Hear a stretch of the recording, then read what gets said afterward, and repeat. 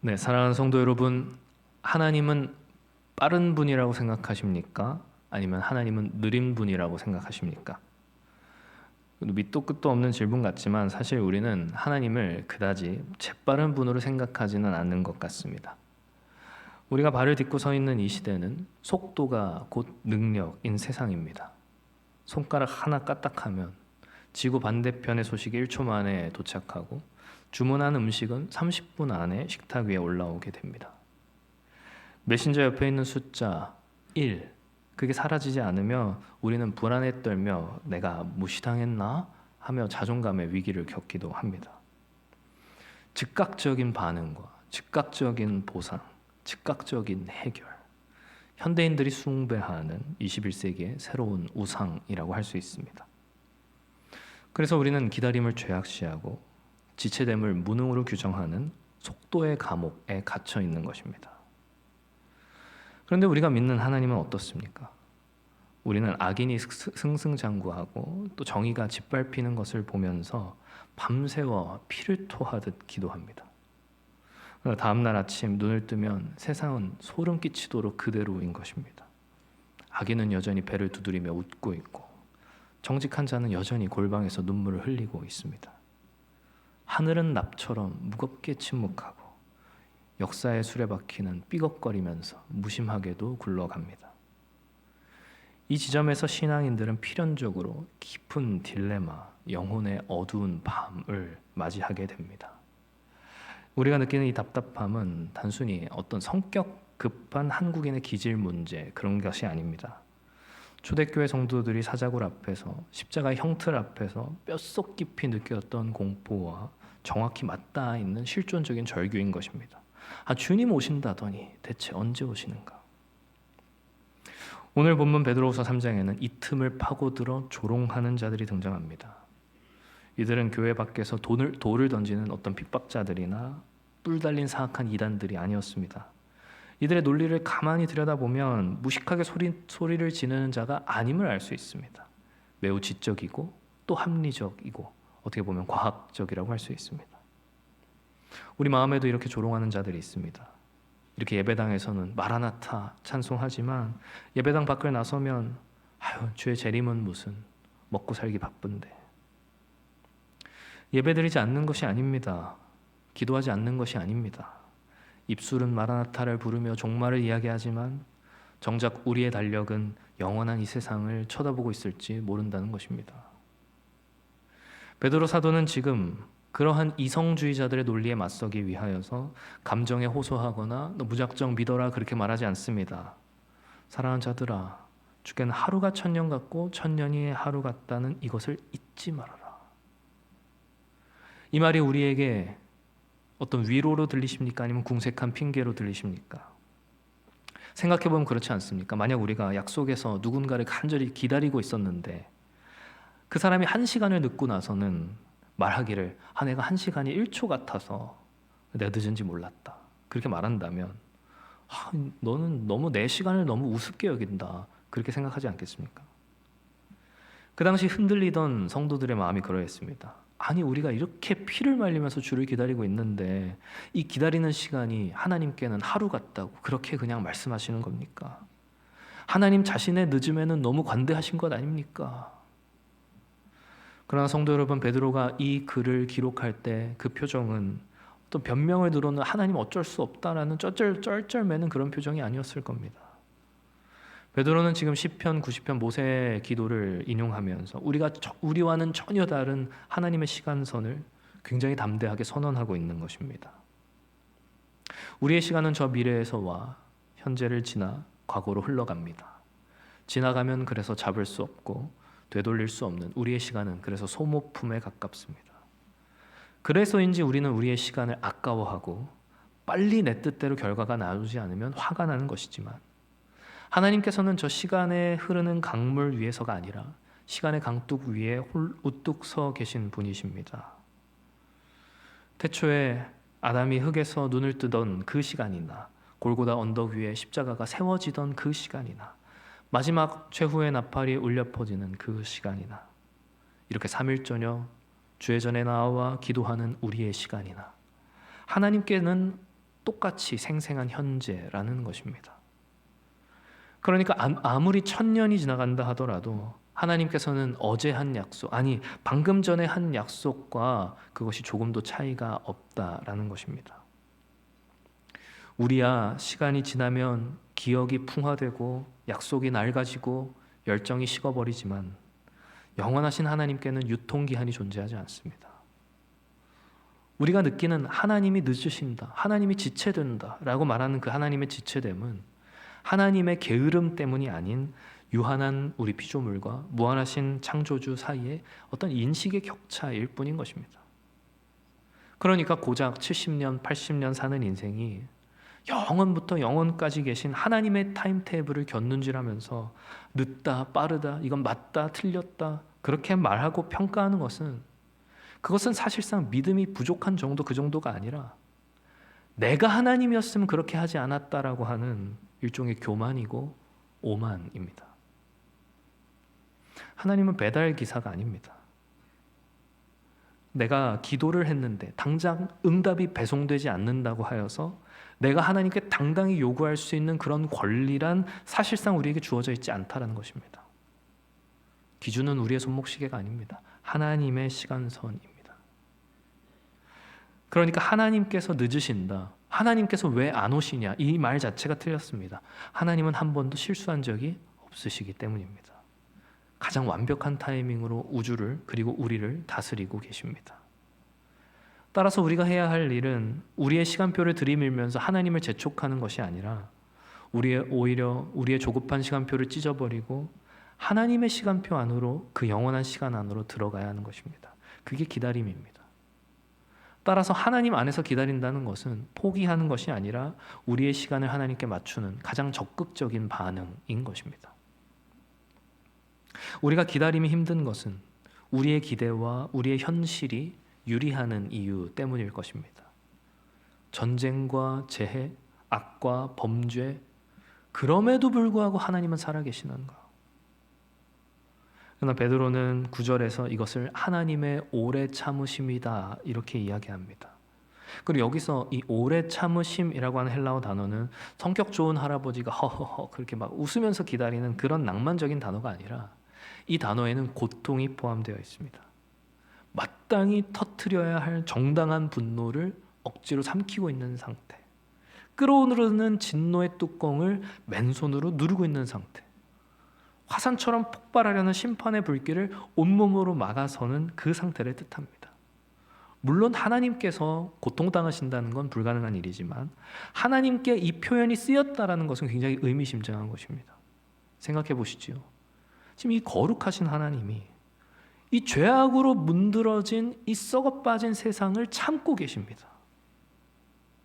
죄인들은 하나님이 만든 이 아름다운 창조 세계에 죄의 오물을 뿌리며 서로 죽이며 탐욕의 썩은 냄새를 피워대고 있지만 우리가 죄를 바라보며 그것을 보며 탄식하는 그것보다 더 하나님께서 죄를 바라보시는 것은 더 큰 고통입니다.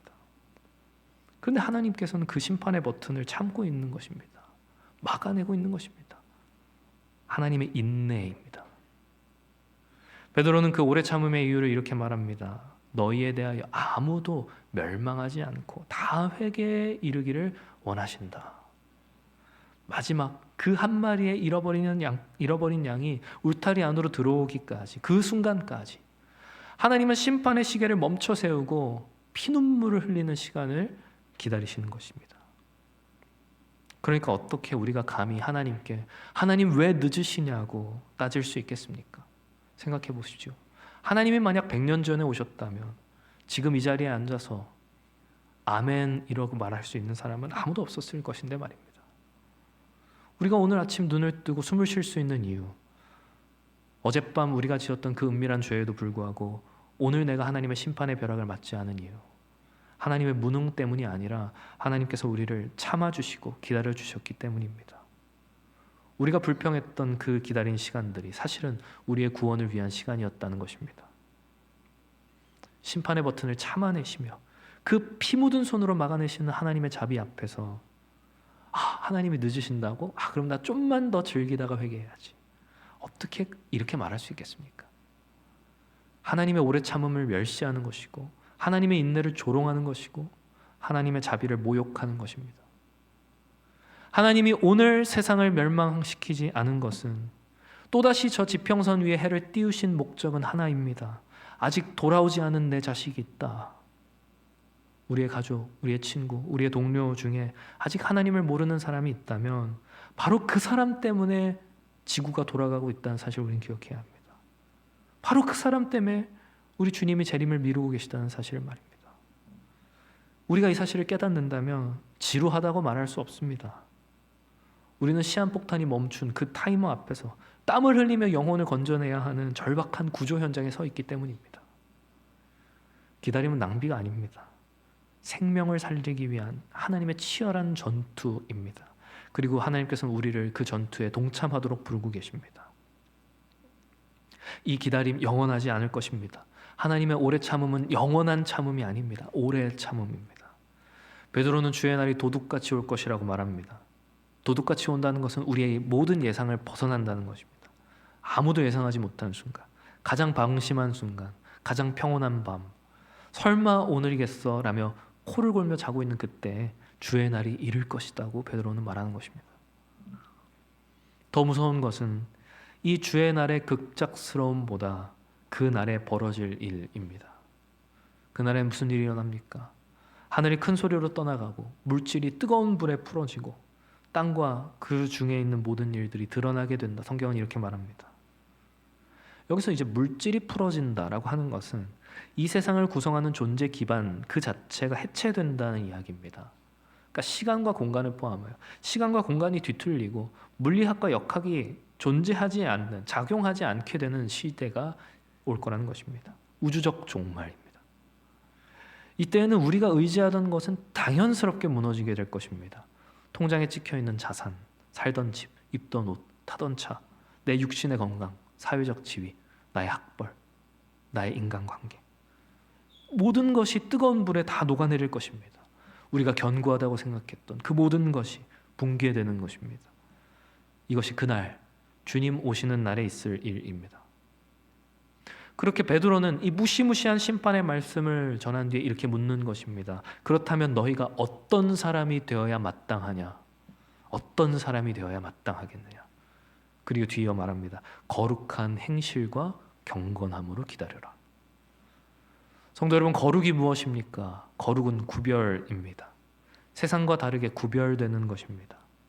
남들이 땅의 것에 목숨을 걸 때 하늘의 것에 가치를 두는 것, 남들이 더 많이 가지려고 혈안이 되었을 때 나누고 베푸는 삶을 사는 것, 쾌락을 쫓아 불나방처럼 살아갈 때 하나님을 두려워하며 절제하는 것, 구별, 거룩입니다.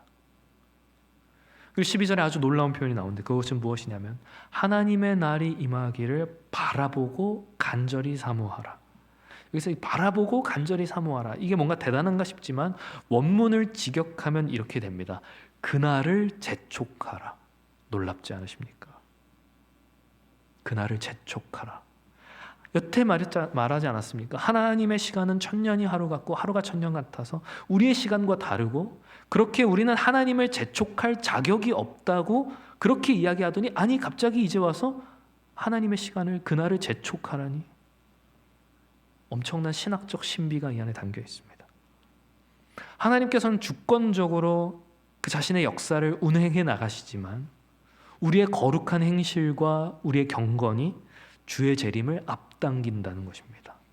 이 앞당긴다라는 표현이 조금 오해가 있을 수 있는데 어떻게 앞당기냐? 하나님의 계획이 수정된다, 정해진 날이 당겨진다, 그 절대 날이 당겨진다, 그런 의미가 아니라 우리의 거룩이 수많은 이들을 멸망에서 구원으로 이끌게 된다, 그 말을 하는 것입니다. 우리가 삶에서 보여주는 경건이 하나님께 돌이키는 수많은 백성들을 낳게 되고 이를 통해 종말의 시계가 앞당겨진다, 그 말을 하는 것입니다. 우리는 하나님의 시간표가 완성되도록 그렇게 돕는 자로 쓰임을 받는 것입니다. 성도 여러분, 우리는 세상이 망한다 그래서 쉽게 절망하는 그런 허무주의자들이 아닙니다.